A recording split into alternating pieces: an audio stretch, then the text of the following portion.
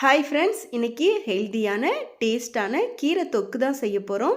இது சுட சுட சாதத்தோடு வச்சு சாப்பிட்றதுக்கு ரொம்ப அருமையாக இருக்கும். சைடிஷ் ஒரு உருளைக்கிழங்கு, அப்பளம் இது மட்டுமே போதும். லஞ்ச் பாக்ஸுக்குமே இந்த கீரை தொக்கு செஞ்சு நம்ம கொடுத்து விட்டால் ரொம்ப சூப்பராக இருக்கும். அதுக்கு ஒரு பெரிய வெங்காயம், 5-6 பல் பூண்டு, 1 டீஸ்பூன் தனி மிளகாய்த்தூள் சேர்த்து நல்லா மையாக அரைச்சி எடுத்துகிட்டு வந்துடலாம். பேனில் நல்லெண்ணெய் 1 டேபிள் ஸ்பூன் அளவுக்கு சேர்த்துருக்கேன்.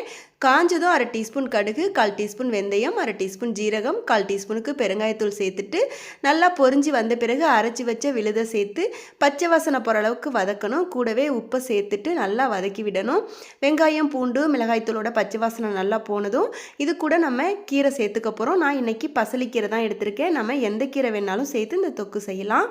பசலிக்கீரையை பொடியாக நறுக்கி சேர்த்து நல்லா கலந்து விட்டுட்டு சின்ன நெல்லிக்காய் சைஸுக்கு புளி கரைச்சி தண்ணி சேர்த்துக்கலாம். கலந்து விட்டு எண்ணெய் பிரிஞ்சு வந்ததும் சர்வ் பண்ண வேண்டியதான். நல்லாயிருக்கும். ட்ரை பண்ணி பாருங்கள்.